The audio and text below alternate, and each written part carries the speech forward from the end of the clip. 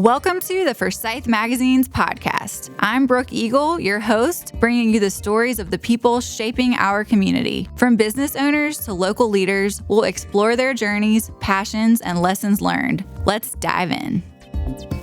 What's up, guys? We have another podcast episode today, and I have one of the best people in the world, one of my favorite people in the world, Kristin Johnson. She is our MC for the Women on the Move conference, and she has been every year so far, and we are jumping into our 5th year of this event. Isn't that crazy? It really is. Yeah. It really is. It feels like it's so fresh to do this. It feels like it's year one again. Yeah. I mean, it really does. Because we kind of make it fresh every year. Oh my gosh. I feel like it's reinvented every year. Yeah. And I think that's what keeps people coming back, including me as the MC. Yeah.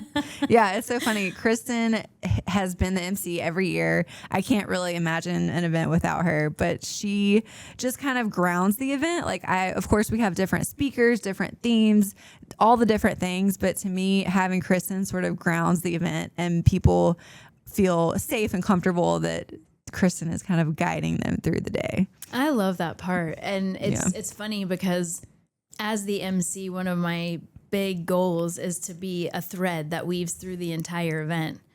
Yeah. And to do that, you have to really pay attention to the entire day. Yeah. So I feel like I've gotten more out of the conference than even the average attendee because I'm just laser focused in, not even thinking about getting up there and talking, but just, learning so much from all of these speakers and from their wisdom and what they're going to say and their guidance. And then I get up there and I transition to the next thing. But I mean, I really get a lot out of the day as a woman. Yeah, I do too. I think it's special because it's an event that for me, no matter how old you are, no matter what kind of phase of life that you're currently in, you're going to get something out of it. It's not just for entrepreneurs. It's not just for women, young women. It's not just for anybody. It's truly for women of all ages and phases. And also stages, right? Because this isn't just for working women. Yeah. This isn't just for stay-at-home women. This is for women, period. And so I feel like one of the things when you think about a women's day, you think about a conference. Mm-hmm. I think that's the first thing that comes to mind is a conference. And then the word conference makes people think about employment.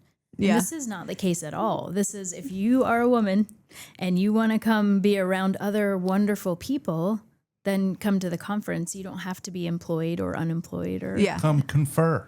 Yeah. Come confer with other women. Yeah, I kind of almost don't love the word conference with the vibe it gives off because I feel like our event is not that stereotypical conference vibe at all.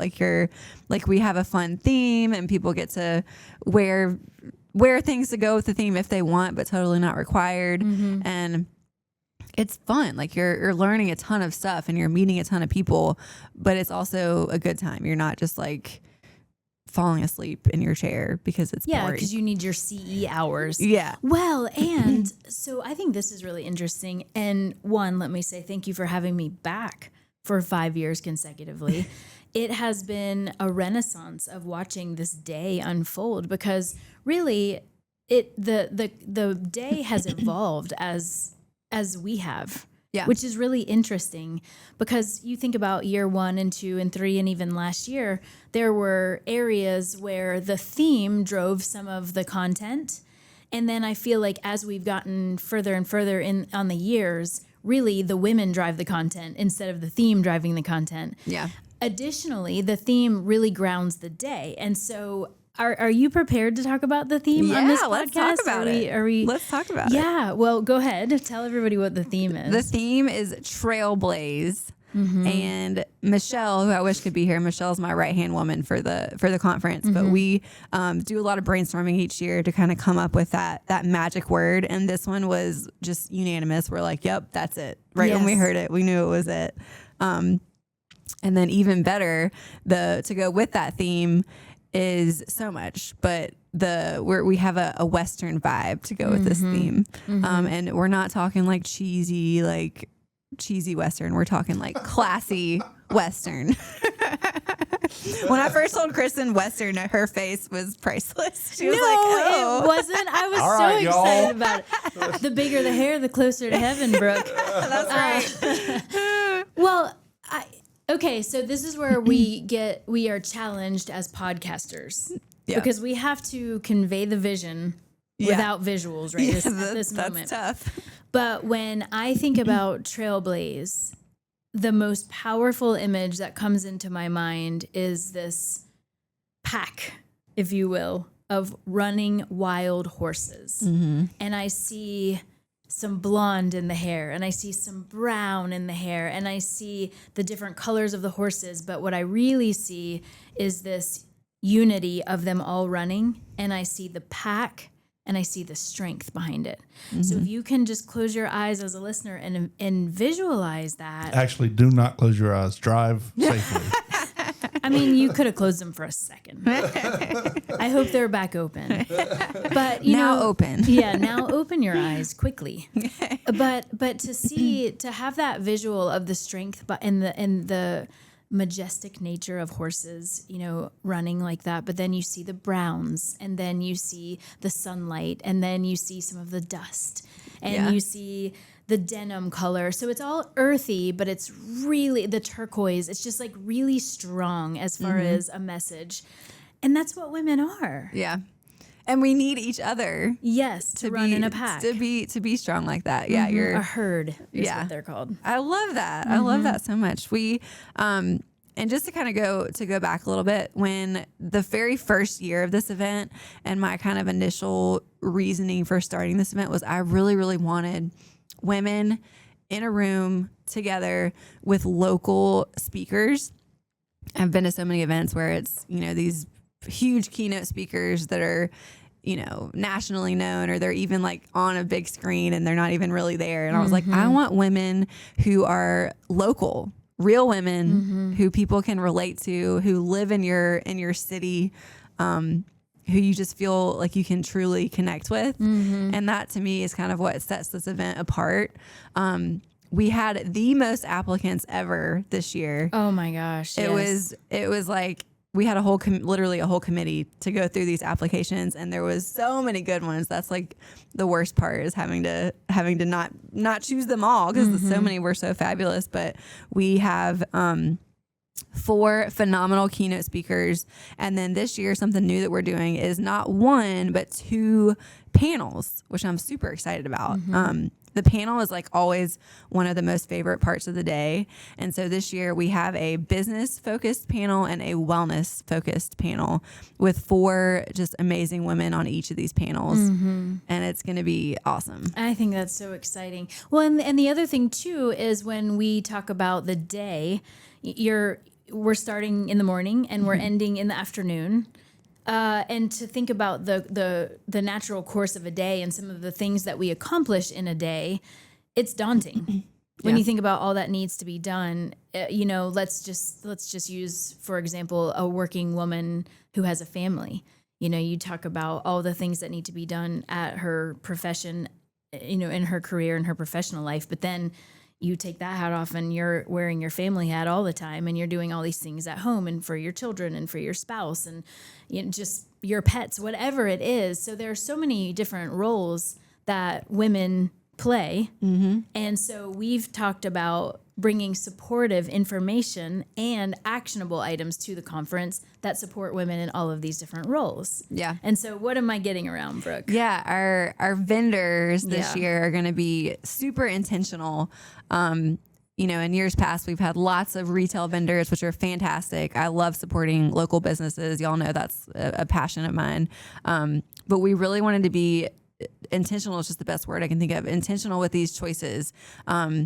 Vendors that can truly help women. Like these we might partnerships. Yeah, we might have an accountant or a CPA there, because God knows we all need help with that kind of thing, especially if you're a business owner. We might have a grocery delivery service, a house cleaner, things that women need in their life to kind of make their lives easier, where they can kind of delegate these tasks that they're not as good at to other people. And to that make was life a little bit more streamlined. Yeah, exactly. And that was Kristin's idea, and I loved it so much. We kind of like well. partner. We kind of partner. Or not partner. We kind of just chit chat all year about this conference. Like as soon as it ends, we're like we debrief. We have a great little lunch and debrief, and then we're kind of throughout the year just texting and figuring out little ideas. Just because I think we both have a passion for it, for making it just an incredible day that people remember. Oh, which reminds me, you gotta tell the story of Amanda at Be Kind Coffee with her thing in her office that you saw. Oh gosh. I love that story. Yeah, one year, was it a year or two ago? Yeah, a couple years ago. We started when we were talking about the theme of the day, we decided that we would substantiate the theme in different ways, and one was a visual representation of the theme. And this particular year, the theme was diamonds. It was shine bright, and shine bright like a diamond was certainly part of it. So we had this diagram. It was a very rudimentary diagram of a diamond that was multifaceted. And in each part of the conference, in each part of the day, for each speaker, there was a word or a phrase or something that stuck out to each woman that was listening to it. Mm-hmm. So if we were talking about confidence, maybe somebody would write strength in or confidence. But all these facets of diamonds were individually filled out with words by the participants. And, as a planner of a conference or as an MC or like you taking the overview, you just hope that some of this stuff sticks. Yeah. Because you want to provide the best things, but you don't know how people are going to perceive it. And so fast forward after the conference was over, it had been several months, and I had a business meeting with someone in the community. It was Amanda at Be Kind Coffee. And if you haven't been there, you have to check out her shop. It's Clemens. Great. I mean, all she does is dispense kindness and joy and phenomenal coffee. But I was having a business meeting with her in her office at the shop, and I looked at her bulletin board, and sure enough, there was the infographic that we had created with the diamond, with all those words. And I was like, oh my gosh, you used that. And she was like, Kristin, there is not a day that goes by that I don't look at those words and refresh them to myself every day. Wow. And so knowing that we're trying to provide this platform for women to show up and have their cups filled up, and then giving them tools so that their cups stay filled up. I think that's the whole point of the day. Is it's not this you go girl moment. Yeah. It's a you've got this girl, let's go time. Yeah. And so annually refreshing those vows, if you will, it really helps. And we do have so many women who have come every single year. And I love that. Of course, we have new ladies every single year, which is fantastic. But we have people who have come every time, and I love that so much. Me too. And then for the people that are listening that are just reluctant for whatever reason, maybe you're a little bit more shy. Maybe networking seems like a nightmare to you.